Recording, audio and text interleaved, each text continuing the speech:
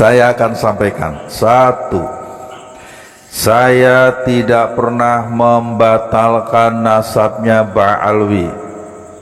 Di negeri Indonesia ini yang mengatakan nasab Ba'alwi batal, yang mengatakan nasab Ba'alwi itu munqati', rungkat, itu Kiai Imaduddin Utsman Al-Bantani seorang. Tentu beliau berdasarkan kajian ilmu, berdasarkan tesis tingkat tinggi yang beliau lakukan. Yang kedua, atas tesis beliau itulah kami bersama para ulama lainnya yang beberapa tahun lalu ngumpul gotra suara di Benda Krep terinspirasi untuk ikut menguji, mengkaji, menelusuri sejauh mana tesis Kiai Imaduddin itu bisa dipertanggungjawabkan kebenarannya. Hingga akhirnya waktu berlalu, lebih dari 2 tahun polemik nasab sampai saat ini menjadi sebuah diskursus yang menarik. Dan sebetulnya ini sudah menemukan titik kunci, poin jawabannya sudah ada. Ibaratnya muara dari sebuah mata air diskursus selama ini itu sudah sampai kepada titik akhir. Karena selama 2 tahun lebih Ba'alwi, dalam hal ini Maktab Daimi Rabithah Alwiyah, belum juga bisa memberikan jawaban antitesis atas pernyataan pembatalan nasab mereka oleh Kiai Imaduddin. Dan selama itu pula kami juga ikut mencari pembanding loh. Kami juga tidak diam mencari data, mencari manuskrip, mencari kitab dan lain sebagainya dan lain sebagainya. Bahkan kami juga menunggu dari mereka kiranya ada kitab atau bukti apa saja yang bisa digunakan untuk menyanggah tesisnya Kiai Imaduddin. Tapi nyatanya, saudaraku yang budiman dangukeun ya, hingga detik ini pun tidak ada. Bahkan justru yang sangat saya sesalkan, mereka malah menerbitkan buku judulnya Keabsahan Nasab Ba'alwi, yang isinya itu nggak nyambung dengan pertanyaan dan pernyataan nasab mereka. Itu buku yang katanya merupakan sebuah legitimasi keabsahan nasab mereka. Ternyata semakin kami baca, semakin kami pelajari, semakin kami fahami isinya, buku tersebut malah semakin menunjukkan keblunderan, yakni ketidakabsahan nasab mereka. Lah monggo sampean nanti baca sendiri, pelajari sendiri buku tersebut. Kan banyak PDF-nya di mana-mana. Nah, saudaraku yang budiman, khususnya yang bertanya ini ya, bertahun-tahun kita semua ini menunggu jawaban yang ilmiah, tapi yang nongol malah dongeng, narasi dan penggiringan opini. Piye to mas? Ojo dibanding-banding ke orang di masa lalu dengan orang di masa sekarang. Iya jelas beda toh. Dulu zaman guru-guru, zaman bapak-bapak dan zaman mbah kita, mereka itu meyakini nasab Ba'alwi sebagai dzurriyyah Nabi Shallallahu Alaihi Wasallam berdasarkan dzon. Apa itu dzon? Prasangka. Tina sukhroh. Tahu sukhroh? Sukhroh teh lamun bahasa kiwari teh popularitas gitunya. Hingga istifadhah. Tahu istifadhah? Istifadhah banyak viral lah begitulah, mencek bahasa medsos mah. Jadi viral, mereka sudah masyhur, disangka kartos. Jadi bahaya lama berdasarkan sangkaan. dah sugana ayat satu ulama pun yang mengisbat, nggak ada. Ayo mau ngomong pakai dalil kitab Ukudurijen lagi. Mau bilang kalau Mbah Nawawi mengisbat di kitab tersebut. Nanti sampean lihat ya, sampean dengarkan penjelasan saya tentang maksud Mbah Nawawi di kitab tersebut di video yang sudah lalu. Tolong admin nanti selipkan di kolom komentar ya, paling atas pada video ini, biar nanti pada faham maksud daripada Mbah Nawawi di kitab Ukudurijen. Kembali kepada masalah ilmunya. Allahumma shalli wa sallim wa barik alaihi. Jadi ulama baheula mah syukhrah wal istifadah tina prasangka. Sok coba tunjukkan bukti ulama mana yang dulu pernah mengkaji bab nasab Ba'alwi sampai sedetil seperti di zaman Kiwari. Bahkan saking detailnya mempelajari tentang nasab Ba'alawi, ilmu rijalul hadis pun ikut berbicara tentang kemustakhilan ketersambungannya Abdullah atau Ubaid sebagai duriyah Nabi Shallallahu Alaihi Wasallam. Iya teh sebab kurasa penasaran tina tesisnya Ki Imaduddin. Jadi ilmu teh berkembang kemana-mana, saudaraku yang budiman. Sok atuh sarerea masing-masing dari kalian yang merasa bisa buka kitab-kitabnya, kitab hadis, rijalul hadisnya, sejarahnya, filologi, ilmu DNA-nya, sok dibuka biar fair, biar tidak saling menyalahkan. Bisi dikiranya saya sentimen, dikiranya ikut-ikutan membatalkan nasab Ba'alwi, bisi dikira saya fitnah, bisi dikira saya adu domba.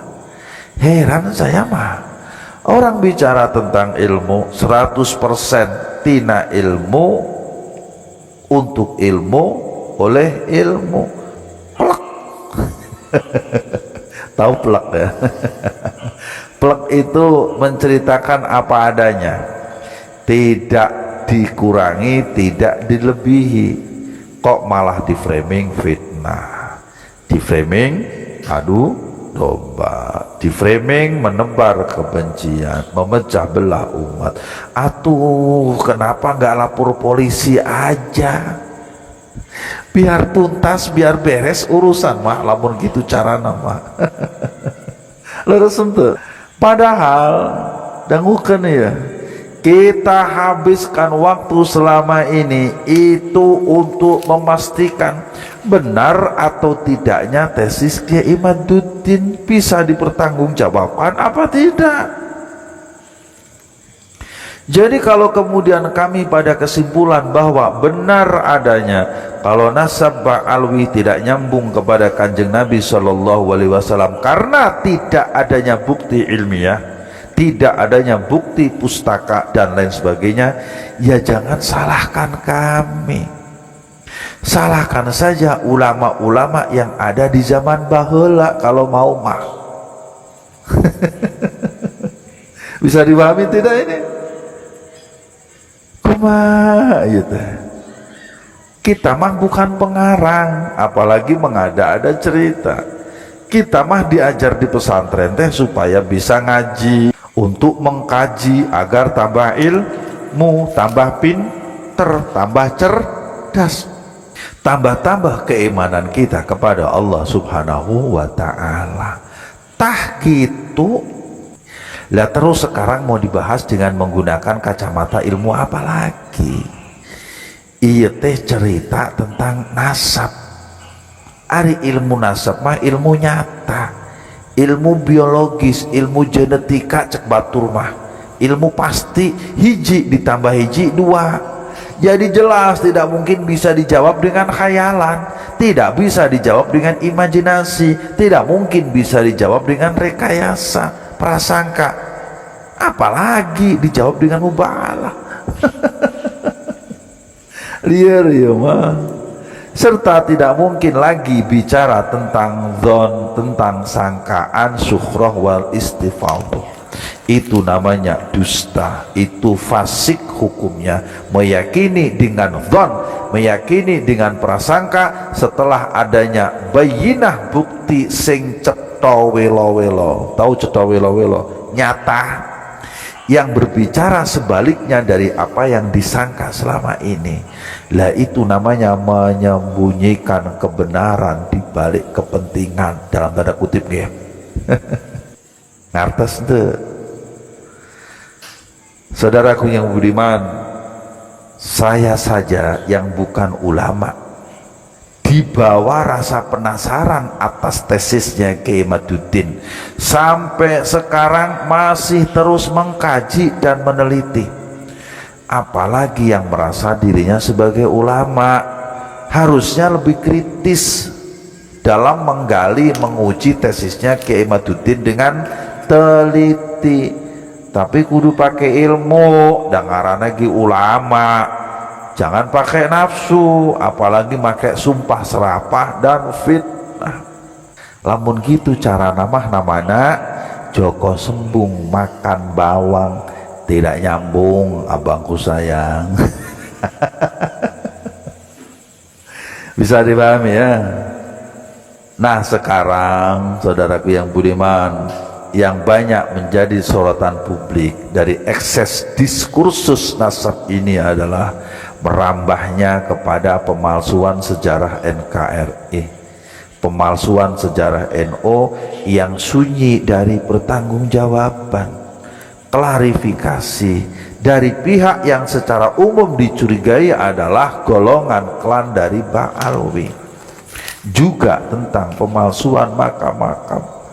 Dan yang anehnya, dangukeun ya, aneh ya mah, mosok katanya makam leluhurnya tapi dibongkar sama orang lain cicing baik. Coba Bapak Ibu, coba iya nunanyakan, maaf ya, kalau sampean punya leluhur, terus leluhur sampean ini makamnya dibongkar, apa yang sampean lakukan? Ya pasti nggak terima kan. Tapi iya mah kasusnya mah aneh. Lah ini pun perlu dikaji, perlu diteliti lebih dalam lagi maksud dan tujuan dibalik itu semua. Saudaraku sekalian, pada kesempatan kali ini saya berpesan kepada semua pihak untuk tetap mengedepankan tabayun, silaturahim lah, lamun cek orang mah klarifikasi. Gunakan budi pekerti, hindari framing-framing negatif, fitnah. Jangan sampai terjadi yang namanya caci maki. Untuk diingat-ingat bahwa hakikat kemuliaan seseorang itu tidak bisa direkayasa dari bualan-bualan cerita dusta. Tidak akan bahagia orang-orang yang zalim.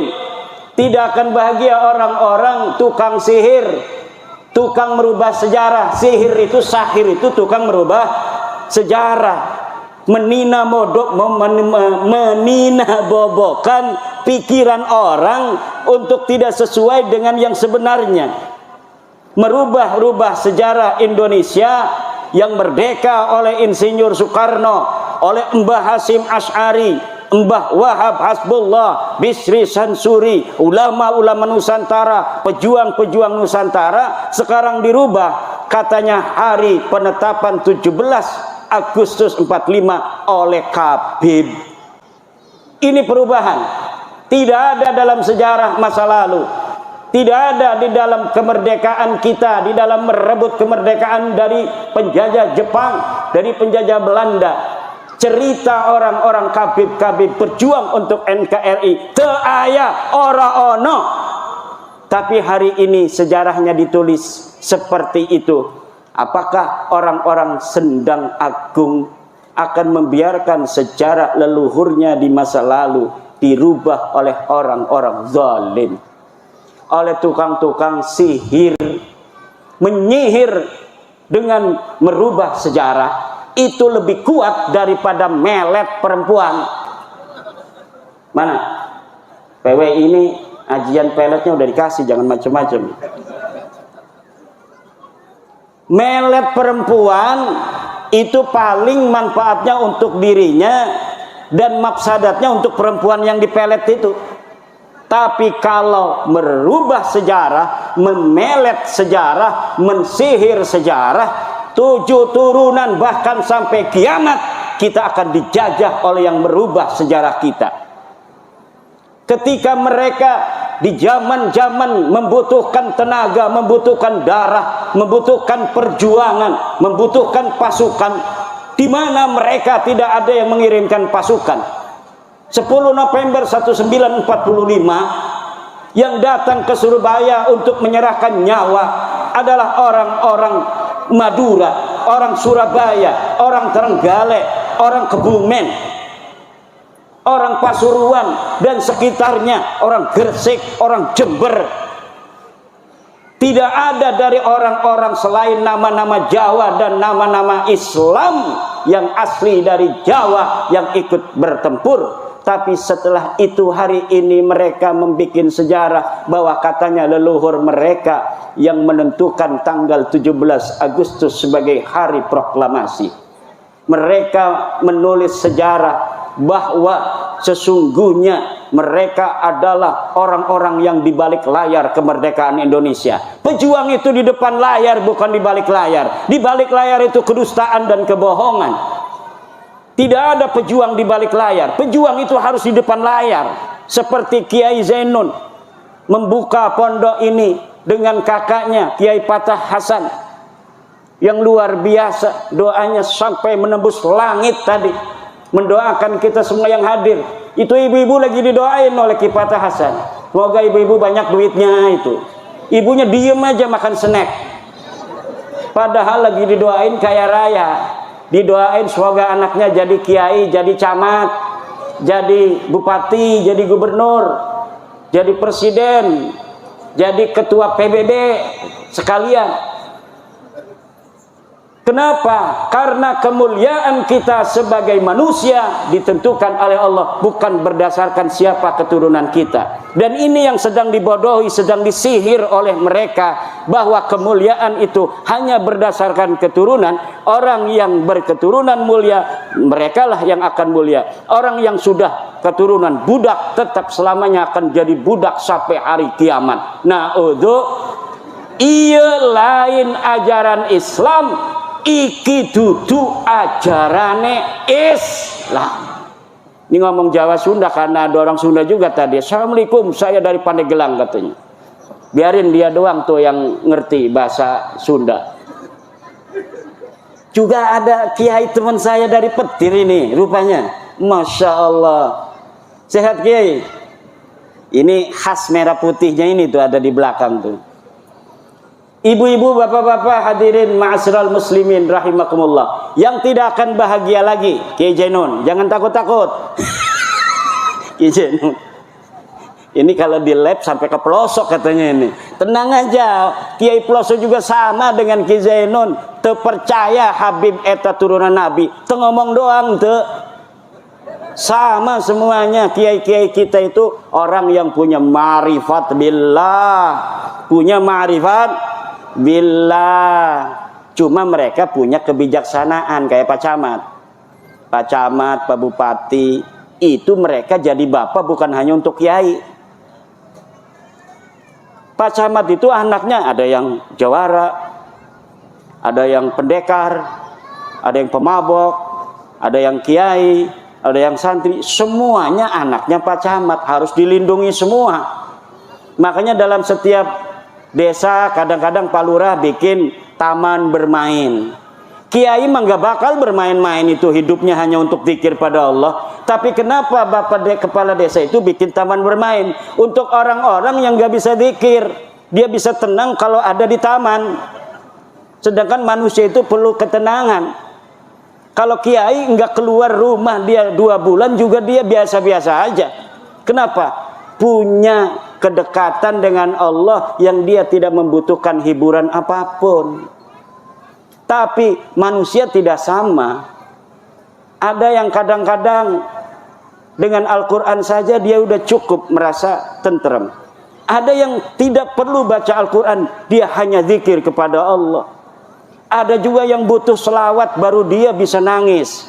Kalau baca Sallallahu ala Muhammad, baru dia bisa nangis. Kalau yang baca selawat Kiai Fatah Hasan, Allahumma sholli ala sayyidina, dia enggak nangis. Padahal bagi orang yang sudah mencintai Rasulullah, tidak penting suara enak ataukah tidak, ketika disebut nama Muhammad, maka dia langsung ada setrum jepret kepada baginda Nabi besar Muhammad sallallahu ala Muhammad. Ada orang yang butuh musik juga. Dia kalau mendengarin musik-musik yang apa namanya itu semangat, dia jadi semangat. Kalau dia tidak mendengarkan musik semangat, dia mewek, dia memble. Itu ada yang begitu. Jadi manusia itu diciptakan oleh Allah bermacam-macam warna. Camat, bupati, presiden, itu yang suka sholat anaknya, yang nggak suka sholat anaknya, yang suka ngerampok juga anaknya, yang harus diberi hak sesuai dengan amalnya. Dia benar harus dihukum, tetapi dimasukin penjara, dikasih makan sama negara. Kalau kata saya itu para koruptor masukin penjara nggak usah dikasih makan. Coba lihat 12 hari udah mati apa belum. Tapi nggak begitu sama negara itu, sama presiden, sama bupati. Tetap yang nakal pun perampok, penjudi, tukang judol. Bu, suaminya ada yang judol apa tidak? Yang sabar aja. Paling kebun sawit nanti dijual gitu. Jangan sampai ibu-ibu suaminya suka main judi online, berbahaya. Itu tidak akan ada orang kaya raya dengan judi. Teaya. Kalau pengen kaya raya, nanam sawit, jual, celengin. Nanam padi, jual, celengin. Nabung 5.000, kaya raya nanti. Guru-guru, insya Allah jangan khawatir. Dana bosnya tidak akan dikurangi karena efisiensi. Amin ya rabbal alamin. Tenang aja. Negara kita kaya raya, Bu. Negara di dunia ini yang paling kaya raya adalah Indonesia. Jangankan pohon, tongkat saja itu ditanam akan jadi pepohonan. Ini negeri kita Indonesia, makanya banyak orang yang pengen ngaku-ngaku ini negeri adalah negeri mereka. Ini negeri Indonesia, Bintu Terim. Anak perempuannya Kota Tarim. Kota Tarim siapa itu? Kota apa itu? Kalau anaknya kaya raya begini, harusnya kaya raya itu Kota Tarim. Kaya apa tidak Kota Tarim? Miskin. Kalian orang bodoh. Yang pintar itu orang pelosok. Yang pintar itu orang Riboyo. Yang pintar itu Sidogiri. Yang pintar itu adalah Syekh Nawawi Tanar Al-Bantani. Yang pintar itu santri-santri kita. Mereka hanya punya sahirun, menyihir bahwa kami lebih mulia dari kalian, kami lebih hebat dari kalian, ilmunya nggak ada. Tapi anehnya masih banyak kita yang bodoh spiritualnya, bodoh emosionalnya. Hanya dengan kata-kata narasi dan diksi begitu kita percaya. Katanya mereka turun nabi, turunan dari mana? Nabi itu orang Arab, wajah kalian bukan Arab itu. Ngaca dong, kalian Arab apa bukan? Tes DNA-nya aja bukan orang Arab, orang India, orang Kaukasus. Ini apa ini artinya? Artinya mereka bukan turunan Nabi, wajahnya bukan wajah Arab, wajah India. Tes DNA-nya haplogrup G, orang mana itu? Orang Kaukasus, jalur lakinya. Jangankan turunan Nabi Muhammad, turunan Nabi Ibrahim aja kagak. Kalau orang Indonesia ini kemungkinan besar adalah keturunan dari baginda Nabi besar Ibrahim alaihis salam. Ini Bapak kenapa ngentul-ngentul begini? Setuju? Bapak-bapak setuju nggak saya ngomong begini? Ini yang pakai merah putih setuju nggak Kiai?